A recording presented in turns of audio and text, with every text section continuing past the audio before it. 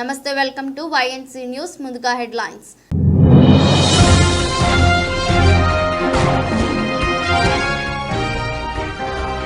చైనాలో మరో కొత్త వైరస్ మెదడుపై తీవ్ర ప్రభావం చూపుతుందంటున్న నిపుణులు.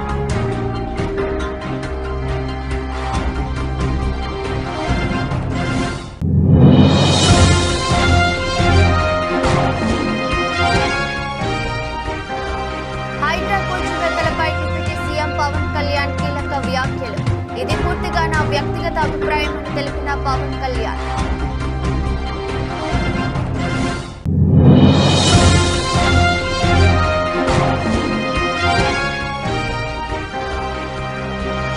వీలైనంత త్వరగా పూర్తి చేయండి. సీఎం రేవంత్ రెడ్డికి కేంద్ర మంత్రి కిషన్ రెడ్డి కీలక లేఖ.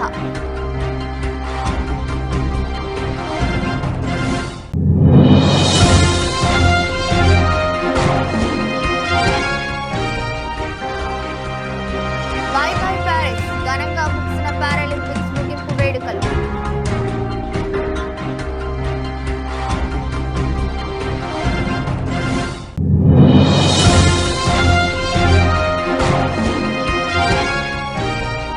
వారిద్దరూ కలిస్తే యానిమల్ కాదు డైనోసరే అవుతుంది. ఎడింటా వైరల్ అవుతున్న ఎన్టీఆర్ సందీప్ రెడ్డి ఫోటో.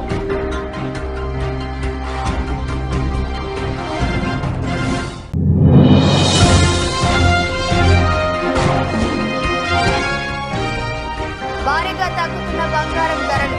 66,790కు పడిపోయిన గోల్డ్.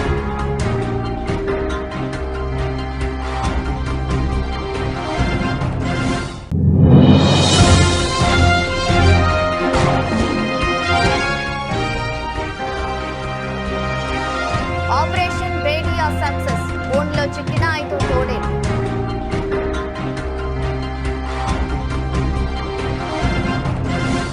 మెదడు సంబంధిత వ్యాధులను కలగజేసే మరో కొత్త వైరస్ చైనాలో వెలుగు చూసింది. చైనాలోని జిన్జౌ ప్రావిన్స్ లో 2019లోనే బయటపడిన ఈ వైరస్ ను వెట్లాండ్ వైరస్ గా పేర్కొంటున్నారు. వెట్లాండ్ లోని ఓ పార్కును సందర్శించిన వ్యక్తికి ఈ వైరస్ మొదటిసారి సోకినట్టు మీడియా కథనాలు పేర్కొన్నాయి. మంగోలియాలోని వెస్ట్లాండ్ పార్కులో కీటకం బారిన పడిన వ్యక్తి తీవ్రమైన జ్వరం, శరీర అవయవాలు పని చేయకపోవడం వంటి లక్షణాలతో దవాఖానలో చేరాడని New England Journal of Medicine పత్రిక ఈ నెల 4న ఒక కథనాన్ని ప్రచురించింది. ఆ తర్వాత ఆ పార్కును సందర్శించిన వారు లేదా అవే వ్యాధి లక్షణాలున్న వారిని పరీక్షించగా మరో 17 మందికి ఈ వైరస్ సోకినట్టు నిర్ధారణ అయినట్టు ఆ పత్రిక తెలిపింది. వైరస్ సోకిన వారందరికీ ఒకే విధమైన లక్షణాలు లేవని వైద్య నిపుణులు పేర్కొన్నారు. చాలా మందిలో జ్వరం, అలసట, కండ్లు తిరగటం, తలనొప్పి, వెన్నునొప్పి, కీళ్ల నొప్పులు, నరాల బలహీనత వంటి లక్షణాలు కనిపించాయని తెలిపారు. కొందరి శరీరంపై చిన్నగా, గుండ్రంగా, ఎరుపు లేదా ఊదా రంగులో మచ్చలు వచ్చాయని పేర్కొన్నారు. ఒక రోగి అత్యంత అరుదైన మెదడు సంబంధిత నరాల బలహీనత కనిపించిందని తెలిపారు. తమ అధ్యయనంలో 12 RNA వైరస్ ను గొర్రెలు, గుర్రాలు, పందుల్లో కూడా కనుగొన్నామని పేర్కొన్నారు. తెలంగాణలో సంచలనంగా మారిన హైడ్రాపై ఏపీలోనూ చర్చ జరుగుతోంది. ఆంధ్రప్రదేశ్ రాష్ట్రంలో హైడ్రా లాంటి సంస్థను తీసుకురావాలని డిమాండ్లు వినిపిస్తున్నాయి. తాజాగా హైడ్రాపై AP deputy CM Pawan Kalyan కీలక వ్యాఖ్యలు చేశారు. అక్రమ కట్టడాల విషయంలో కొందరు తెలియకుండా తప్పు చేసి ఉండొచ్చని, నోటీసులు ఇచ్చాక పునరావాసం కల్పించాలన్నది తమ వ్యక్తిగత అభిప్రాయం అన్నారు పవన్ కళ్యాణ్. కొందరు వ్యక్తులు కబ్జాలు తెలిసి చేయొచ్చు, తెలియక చేయొచ్చు. భాగస్వాములతో మాట్లాడి కష్ట నష్టాలు ఏమున్నాయని తెలియజేశాకే వాళ్లకు నోటీసులు ఇచ్చి వాళ్లకు పునరావాసం చేసిన తర్వాతే కూల్చివేతలని విషయంలో ముందుకెళ్లాలి. ఇది పూర్తిగా నా వ్యక్తిగత అభిప్రాయమని పవన్ కళ్యాణ్ తెలిపారు. బుడమేరుకి మన విజయవాడకి శాపంగా మార్చేసినవన్నీ ఇప్పటికీ కొన్ని ప్రాంతాల్లో ఆక్రమించిన ఇళ్ళు, ఆ ప్రాంతాల్లో ఇల్లు నిర్మించారు. తర్వాత నిర్మించిన ఇళ్ళకి అవుట్ఫుల్ డ్రైన్స్ లేకపోవడం, వరద ఎటు వెళ్తుందో తెలియక అది విజయవాడ సగం నగరాన్ని వరద నీరుతో ముంచెత్తేసింది.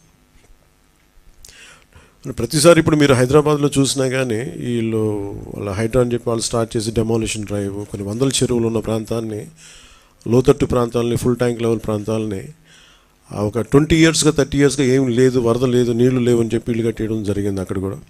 అలాగే ఏ మూల భారతదేశంలో ఏ రాష్ట్రంలో అయినా సరే, అలాగే ప్రత్యేక తెలంగాణ కావచ్చు, అలాగే మనకు సంబంధించి ఆంధ్రప్రదేశ్ కావచ్చు, ఇది ఈ నదీ పరివాహక ప్రాంతాలు ఇక్కడి నుంచి సహజ స్థితిలో అది ఆ వాగులు వంకల నుంచి వెళ్ళి సముద్రంకి వెళ్ళే దిశలో ఆ దారి మధ్యలో ఇల్లు కట్టేయడం, లేదంటే లేఅవుట్లు వేసేయడం, ఇవన్నీ వైలేషన్ ఒకళ్ళు చేయలేదు. ఇది కొన్ని దశాబ్దాలుగా కొంచెం ఇంక్రిమెంటల్గా చేసుకుంటూ వచ్చి ఇది చేసుకుంటూ వచ్చారు. అలాగే గత 2-3 రోజులుగా నేను కనిపించట్లేదు అది అని మాట్లాడుతాను. ఒకటి చెప్తాను, ఇప్పుడు నేను వస్తే నాకు ఇబ్బంది ఏంటంటే ఈ సహాయక చర్యల్లో ఇబ్బంది పడిపోద్ది.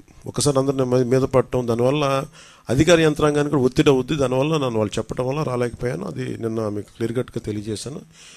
ఇంకా దీన్ని విమర్శించాలని ఎవరన్నా వైసీపీ నాయకులు అనుకుంటే భవిష్యత్తులో ఎప్పుడైనా సరే మీరు నాతో పాటు రావచ్చు, ఎక్కడికైనా సరే నాతో పాటు నా కాన్వాయ్లో తీసుకెళ్తాను మిమ్మల్ని.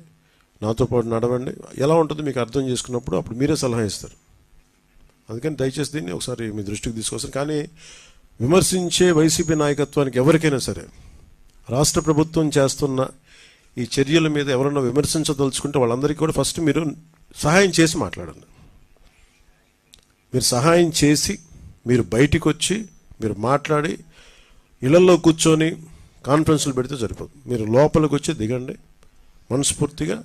అలాంటి పరిస్థితులు అంటే మేము కూడా మాతో కలిసి తీసుకెళ్తాం. Secunderabad railway station, Cherlapalli railway terminals కోసం రోడ్డు విస్తరణ పనులకు సహకారం అందించాలని కేంద్ర బొగ్గు గనుల శాఖ మంత్రి కిషన్ రెడ్డి తెలంగాణ ప్రభుత్వాన్ని కోరారు. చర్లపల్లి టెర్మినల్ ప్రారంభోత్సవానికి మోదీ వస్తారని, వీలైనంత త్వరగా రోడ్లను పూర్తి చేయాలంటూ కిషన్ రెడ్డి సీఎం రేవంత్ రెడ్డిని కోరారు. ఈ మేరకు తెలంగాణ ముఖ్యమంత్రి రేవంత్ రెడ్డికి కేంద్ర మంత్రి కిషన్ రెడ్డి సోమవారం లేఖ రాశారు. గత దశాబ్ద కాలంగా రైల్వే రంగంపై ప్రత్యేక దృష్టి సారించిన కేంద్ర ప్రభుత్వం తెలంగాణలో మౌలిక సదుపాయాల కల్పనకు ప్రాధాన్యతనిస్తోందని కిషన్ రెడ్డి పేర్కొన్నారు. కొత్త రైల్వే లైన్లు, డంప్లింగ్, ట్రిప్లింగ్ ట్రాక్లను 4 రేట్లు విద్యుదీకరణ, 40కి పైగా స్టేషన్ల అభివృద్ధి శరవేగంగా సాగుతున్నాయన్నారు. సికింద్రాబాద్, కాచిగూడ, నాంపల్లి స్టేషన్లలో పెరుగుతున్న ప్రయాణికుల రద్దీ దృష్ట్యా నగర శివార్లలోని చర్లపల్లి వద్ద 415 కోట్ల పెట్టుబడితో కొత్త రైల్వే టెర్మినల్ను నిర్మిస్తున్నామన్నారు.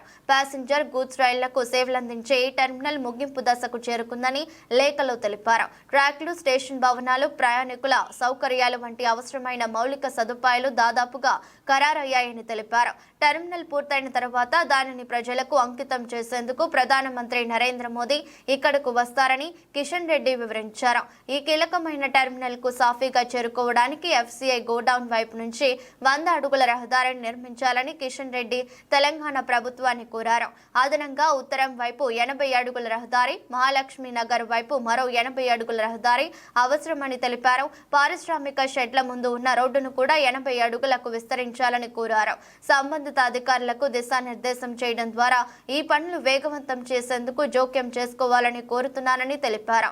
అంతేకాకుండా దక్షిణ మధ్య రైల్వే ప్రధాన కార్యాలయమైన సికింద్రాబాద్ రైల్వే స్టేషన్ అంతర్జాతీయ విమానాశ్రయ ప్రమాణాలను 717 కోట్లతో అప్గ్రేడ్ చేయనున్నట్లు తెలిపారు. ఈ ప్రాజెక్టును వచ్చే ఏడాది చివరి నాటికి పూర్తి చేసి ప్రజలకు ఆధునిక విమానాశ్రయం వంటి సౌకర్యాలను అందించాలని లక్ష్యంగా పెట్టుకున్నామన్నారు. అయితే స్టేషన్ కు వెళ్లే రహదారులు చాలా ఇరుగ్గా ఉన్నాయని, రతి ఫైల్ బస్ స్టేషన్, అల్ప హోటల్ మధ్య ఉన్న రహదారి ముఖ్యంగా రద్దీ సమయాల్లో మరింత రద్దీగా ఉంటుందని తెలిపారు. దీంతో ప్రయాణికులకు తీవ్ర ట్రాఫిక్ సమస్యలు ఏర్పడుతున్నాయన్నారు. స్టేషన్ ఆధునీకరణకు అనుగుణంగా రోడ్డు విస్తరణ పనులను పూర్తి చేయడం చాలా కీలకమని తెలిపారు. ఈ సమస్యను పరిష్కరించడంలో సకాలంలో చొరవ తీసుకోవాలని కోరుతున్నారు.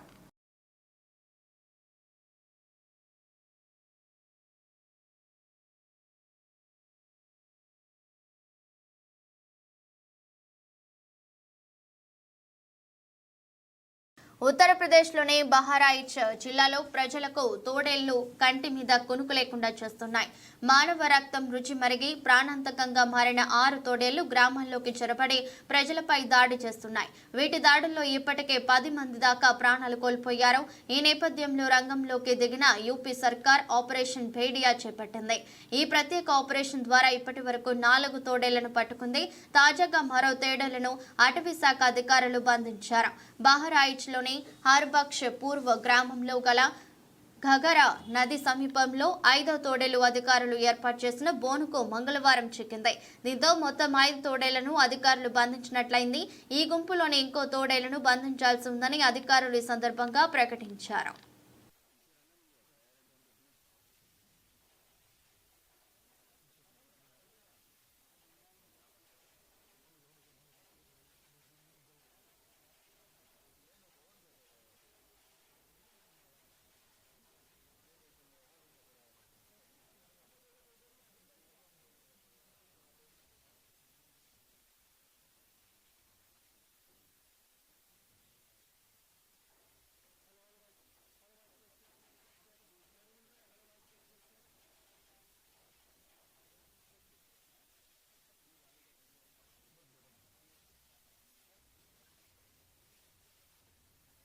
వరద బాధితులకి సాయం చేయలేకపోతున్నామని ఒప్పుకున్న చంద్రబాబు. వరద ముంపు బాధితులకు నిత్యావసర సరుకులు పంపిణీలో మేము ఫెయిల్ అయ్యాం. 80,000 కుటుంబాలకు పంపిణీ చేయాలనుకున్నాం, కానీ చేయలేకపోయాం. కేవలం 15,000 కుటుంబాలకే పంపిణీ చేయగలిగాం. కొన్ని సమస్యలు ఎదురు కావడం వలన చేయలేకపోయామంటూ 40 ఏళ్ల రాజకీయ అనుభవం, విజనరీ అని చెప్పుకునే చంద్రబాబు తన చేతకానితనాన్ని తానే ఒప్పుకున్నాడు. 80,000 డిస్ట్రిబ్యూట్ చేయాలనుకున్నాం. ఈరోజు డిస్ట్రిబ్యూట్ చేసింది 15,000 డిస్ట్రిబ్యూట్ చేయగలిగాం. There is some problem. కడాను వీళ్లు ప్యాక్ చేయడంలో కూడా కొన్ని ప్రాబ్లమ్స్ ఉన్నాయి. రేపు మేము ఒక 40,000, 45,000 వరకు ఒక 16 డివిజన్లు ప్రారంభించారు. ఈ 16,000లో ఇదే మరి డిస్ట్రిబ్యూషన్ చేసేస్తాం.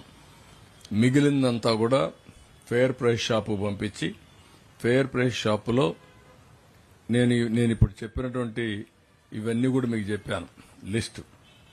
చంద్రబాబుకి చాదస్తం ఎక్కువైంది. వరదొచ్చినా బురదొచ్చినా నేపం వైఎస్ జగన్ గారిపై నెట్టేస్తున్నారు.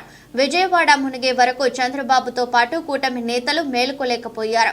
ఇప్పుడు వరద బాధితుల ఆగ్రహాన్ని గ్రహించి ప్రజల్ని మభ్యపెట్టడానికి బోట్ల రాజకీయాలకి చంద్రబాబు తెరలేపారు. అందరికీ నమస్కారం. వరదొచ్చినా బురదొచ్చినా ఆఖరికి కరోనా మహమ్మారి ప్రపంచం మీదకి వచ్చిన దానికి కారణం జగన్మోహన్ రెడ్డి గారే అని చంద్రబాబు నాయుడు గారు మాట్లాడడం చూస్తూ ఉంటే ఈ మధ్య వారికి చాదస్తం కాస్త ఎక్కువైంది అనిపిస్తా ఉంది. కురుస్తున్న వర్షాలు తెలుసు, అదేవిధంగా కట్టెలు తెచ్చుకున్న కృష్ణానది తెలుసు. అయినా సరే విజయవాడ మునిగే వరకు ఏ వాగులు ఎక్కడున్నాయో మాత్రం చంద్రబాబు నాయుడు గారికి గాని కూటమి ప్రభుత్వానికి గాని తెలియదు. వరదకి ముందు చేయాల్సిన హెచ్చరికలు చేయక, ముంపు ముంచుకొచ్చాక, ప్రజలు నేట మునిగాక వారికి సరైనటువంటి పునరావాసం గాని, ఆహారం గాని, మంచినీరు గాని, సౌకర్యాలు గాని కల్పించలేదని, అందుకే విజయవాడ నగర ప్రజలకి చిర్రెత్తిందని తెలుసుకొని వారిని శాంతిపరచడానికి ఏదో రకంగా ప్రజల్ని మభ్యపెట్టడానికి చంద్రబాబు నాయుడు గారు విజయవాడ రోడ్ల మీద ముంచెత్తిన నీళ్లలో బోట్ల మీద తిరుగుతా ఉన్నారు. అసలు ఆ బోట్లు రోడ్ల మీదకి రాకుండా ఆపలేకపోయినటువంటి తన చేతకానితనాన్ని కప్పిపుచ్చుకోవడానికి ఈ రోజున బోటు రాజకీయానికి తెరలేపారు. బోటు రాజకీయానికి తెరలేపారు. మీరు ఎన్ని కథలు చెప్పినా, మీ సొంత మీడియాను వాడుకొని ఎన్ని ఎలివేషన్స్ ఇచ్చినా ప్రజలకు సరిగ్గా ఆహారం అందించలేకపోయారు. ప్రజలకు అండగా నిలబడలేకపోయారు. ప్రజలకి కోపం తగ్గలేదని మీకు అర్థమైపోయింది. అందుకనే ప్రజల్ని పక్కదారి పట్టించడానికి గొల్లపూడి బోట్లు వైసీపీ వాళ్ళయే అంటూ కొత్త కుట్రకి తెరలేపారు. ప్రకాశం బ్యారేజ్కి జీఎస్టీ కౌన్సిల్ సమావేశంలో ఏపీ తరపున కొన్ని కీలక ప్రతిపాదనలు చేసిన ఆర్థిక మంత్రి పయ్యావుల కేశవ్ మొత్తం 8 అంశాలపై జీఎస్టీ కౌన్సిల్ ఎదుట ప్రతిపాదనలు పేదలకు ఊరటనిచ్చేలా, కొన్ని కీలక రంగాలకు ప్రోత్సాహం ఇచ్చేలా వివిధ అంశాల్లో జీఎస్టీ వెసులుబాట్లు కోరుతూ పయ్యావుల ప్రతిపాదనలు ఏపీకి లబ్ధి చేకూరేలా కొన్ని అంశాలపై జీఎస్టీ మినహాయింపులను కోరిన ఆర్థిక మంత్రి వచ్చే జీఎస్టీ కౌన్సిల్ సమావేశాన్ని ఏపీలో నిర్వహించాలని జీఎస్టీ కౌన్సిల్ నిర్వాహకులకు ఏపీ ఆర్థిక మంత్రి ఆహ్వానం. ఏపీ నుంచి పయ్యావుల ప్రతిపాదనలు ఏపీ అవుట్సోర్సింగ్ ఉద్యోగుల కార్పొరేషన్ సేవలపై ఉన్న జీఎస్టీని మినహాయించాలి. మద్యం తయారీలో వినియోగించే ఎక్స్ట్రా న్యూట్రల్ ఆల్కహాల్ ను జీఎస్టీ నుంచి మినహాయించి వ్యాట్ పరిధిలోకి తేవాలి. జీవిత ఆరోగ్య బీమాలపై 15% ఉన్న జీఎస్టీని 5% తగ్గించాలి. వృద్ధులు, మానసిక వికలాంగులకు జీవిత ఆరోగ్య బీమాలపై ఉన్న జీఎస్టీ పన్నును మినహాయించాలి. ఆరోగ్య జీవిత బీమాలపై జీఎస్టీలో వెసులుబాటు కల్పిస్తే సామాన్య ప్రజలకు భారం తగ్గుతుంది. ఎలక్ట్రిక్ వాహనాల వీడి భాగాలపై ప్రస్తుతం 18% ఉన్న జీఎస్టీని 5% కుదించాలి. ఈవీ ఛార్జింగ్ స్టేషన్లపై జీఎస్టీని తగ్గించాలి. ఈవీ రంగానికి జీఎస్టీ నుంచి వెసులుబాట్లు కల్పిస్తే పర్యావరణ హిత సమాజం ఏర్పడడానికి మరింత ఊతమిచ్చినట్టు అవుతుంది. జీఎస్టీ చట్టం సెక్షన్ 16(4) ఉన్న ఇబ్బందులను తొలగించి ట్యాక్స్ పేయర్స్ ప్రయోజనాలను కాపాడాలి.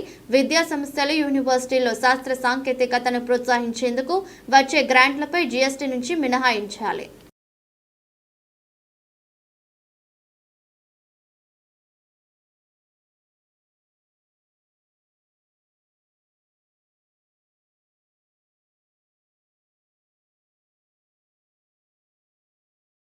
సెస్లు మరియు సర్ఛార్జీలు బీజేపీ ప్రభుత్వానికి ముందు సెస్లు మరియు సర్ఛార్జీలు తక్కువగా ఉండేవి మరియు అవిభాజ్య ఫుల్గా చేర్చబడ్డాయి. కానీ బీజేపీ అధికారంలోకి వచ్చిన తర్వాత సెస్లు సర్ఛార్జీలు అసాధారణంగా పెరిగాయి. ఇది వెనుక తలుపు నుండి రాష్ట్రాల డబ్బు తీసుకోవడం తప్ప మరొకటి కాదు. కాబట్టి సెస్లు మరియు సర్ఛార్జీలు కూడా డివిజిబుల్ పూల్లో భాగంగా ఉండాలని మేము ప్రతిపాదిస్తున్నాం. అధిక పన్ను చెల్లించే రాష్ట్రం అత్యధిక వాటాను పొందాలి. షేర్ నిబంధనలలో మార్పులు అవసరం. హారిజాంటల్ డెవల్యూషన్ ఈక్విటీ ఫార్ములాను సవరించాలి. ప్రస్తుతం హారిజాంటల్ డెవల్యూషన్ ఫార్ములా ప్రతి ఫైనాన్స్ కమిషన్ అది నిర్దేశించిన ప్రాధాన్యతల ఆధారంగా స్వయంగా నిర్ణయిస్తోంది. ఉదాహరణకు 15వ ఆర్థిక సంఘం భారతదేశంలోని మొత్తం జనాభాలో రాష్ట్రం వాటాలో 15%, దేశంలోని మొత్తం భూభాగంలో రాష్ట్ర వాటాలో 15%, అడవులు మరియు జీవవారణలో రాష్ట్ర వాటాను 10%, రాష్ట్ర తలసరి ఆదాయ దూరం తేడాతో 45% విభజించబడింది. ధనిక రాష్ట్రం నుండి రాష్ట్రం యొక్క ఆర్థిక ప్రయత్నంలో 2.5%, రాష్ట్ర జనాభా పనితీరు 12.5%. అందుబాటులోని రికార్డుల ప్రకారం దక్షిణ భారతదేశంలోని రాష్ట్రాల నుంచి అత్యధిక పన్నులు వసూలు చేస్తున్నారు. హారిజాంటల్ డెవల్యూషన్ ఈక్విటీ ఫార్ములా సవరించబడాలని మేము ప్రతిపాదిస్తున్నాం. రాష్ట్రాలు పన్ను వసూలు ఆధారంగా వాటాను సృష్టించండి. అందువల్ల రాష్ట్రాలు కూడా పన్నులను సరిగ్గా పెంచడానికి ప్రేరేపించబడతాయి. We are presenting our observations and recommendations. Cesses and surcharges to be part of divisible pool. Before the BJP government, the cesses and surcharges were less and were included in the indivisible pool. But after BJP came into the power, cesses and surcharges increased abnormally. It is nothing but taking states' money from the back door. Hence, we propose that the cesses and surcharges to be part of the divisible pool. Higher tax paying states should get higher share. Need changes in terms of share. Horizontal devaluation equity formula should be modified. At present, the horizontal devaluation formula based on what the Finance Commission decide itself, based on priorities it sets. For example, 15 Finance Commission divided 15% of state share in total population of India. 15% states share in total land area of the country, 10% state share in the forest and ecology, 45% of state per capita income distance difference from richest state, 2.5% of state physical effort, 12.5% states. Mulugu జిల్లా ఏటూరు నాగారం మండలంలోని ఎడతెరిపి లేకుండా కురుస్తున్న భారీ వర్షాలకు గోదావరి మళ్లీ ఉగ్రరూపం దాలుస్తోంది. ప్రజలు అప్రమత్తంగా ఉండాలని సిఐ అనుముల శ్రీనివాస్, ఎస్ఐ తాజుద్దీన్ రాత్రింబవళ్లు తిరుగుతూ హెచ్చరిస్తున్నారు. ఓడగూడెంలో గోదావరి క్రమక్రమంగా పెరుగుతుండటంతో గ్రామస్తులు, రైతులు ఊర్లోకి నీళ్లు రాకుండా బస్తాలలో ఇసుక నింపి నీళ్లకు అడ్డుగా వేస్తున్నారు. రైతులు పోసుకున్నటువంటి మిర్చి నారు కురుస్తున్నటువంటి అకాల వర్షాలకు ఇదివరకే మిర్చి నారు దెబ్బతినడంతో మళ్లీ గోదావరి పెరగడం ఊర్లోకి నీళ్లు వస్తాయని, మిర్చి నార్లు మునిగిపోతాయని రైతులు ముందస్తుగా ఇసుక బస్తాలలో నింపి అడ్డుగా వేస్తున్నారు. గోదావరి పరివాహక ప్రాంతంలో నివసిస్తున్నటువంటి ప్రజలు భయాందోళనకు గురవుతున్నారు.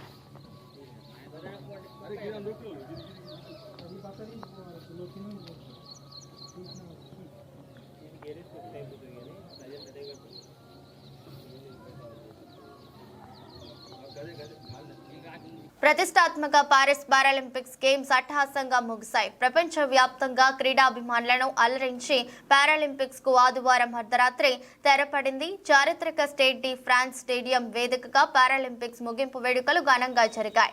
దాదాపు 60,000 మంది ప్రేక్షకుల సమక్షంలో వైవిధ్యమైన సాంస్కృతిక కార్యక్రమాలు కట్టిపడేశాయి.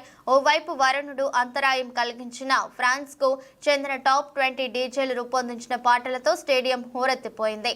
అథ్లెట్లు చిరకాలం గుర్తుండిపోయేలా ప్రముఖ మ్యూజిక్ కంపోజర్ జీన్ మిచెల్ జారే కాసియస్ పాటలను అభిమానులు బాగా ఆస్వాదించారు. అంతకుముందు జరిగిన మార్చ్ ఫాస్ట్ లో 169 దేశాలకు చెందిన పారా అథ్లెట్లు జాతీయ జెండాలు పట్టుకుని ముందుకు నడిచారు.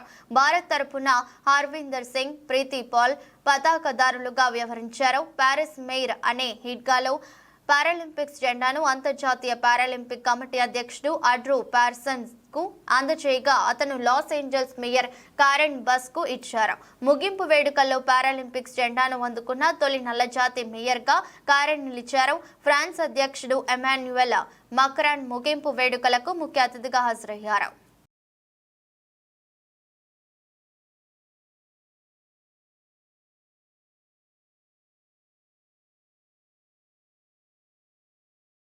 ఎన్టీఆర్ దర్శకుడు సందీప్ రెడ్డి వంగ కలిసి మాట్లాడుకోవడం, వీరిద్దరూ కలిసున్న స్టిల్ ప్రస్తుతం సోషల్ మీడియాలో వైరల్ అవుతోంది.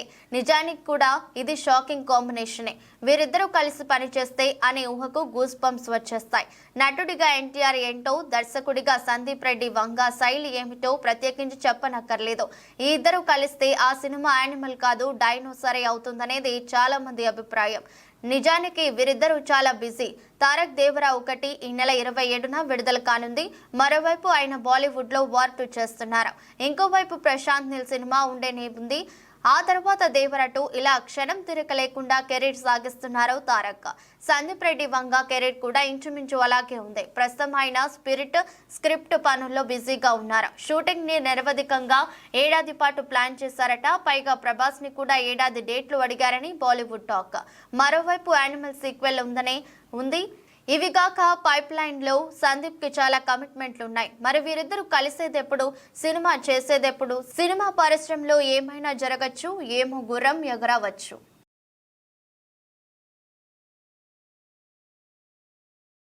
దేశంలో బంగారం ధరలు దిగి వస్తూనే ఉన్నాయి. సాధారణంగా బంగారం ధరలలో ప్రతిరోజు పెరుగుదల ఉంటుండగా ఇటీవల నుంచి ధరలు ఒక్కసారిగా పడిపోయాయి.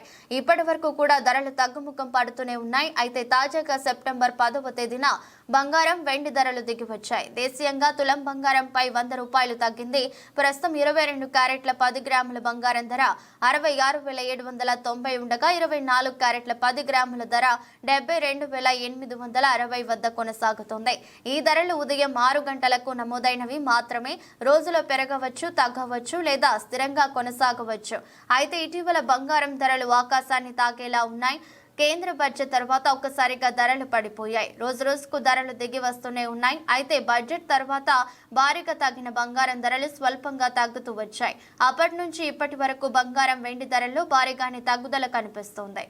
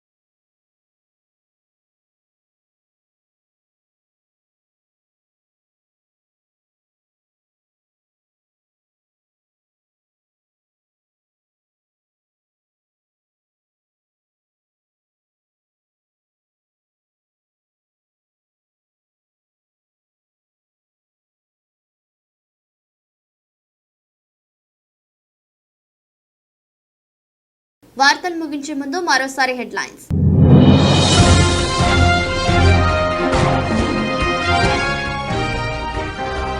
చైనాలో మరో కొత్త వైరస్ మెదడుపై తీవ్ర ప్రభావం చూపుతుందంటున్న నిపుణులు.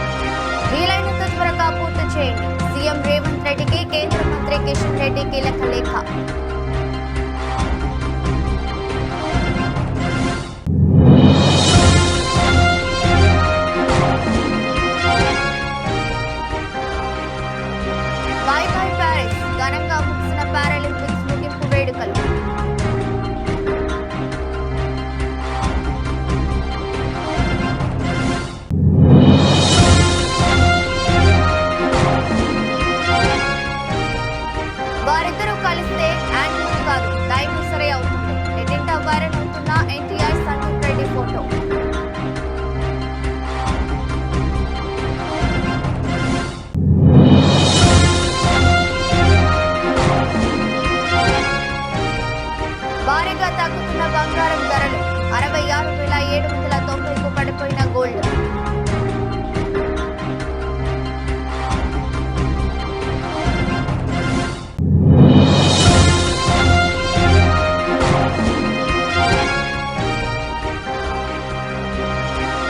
Operation Bedia success. ఫోన్లో చిక్కిన 5 తోడేలు.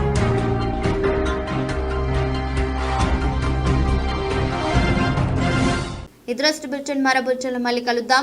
అంతవరకు సెలవు. నమస్కారం.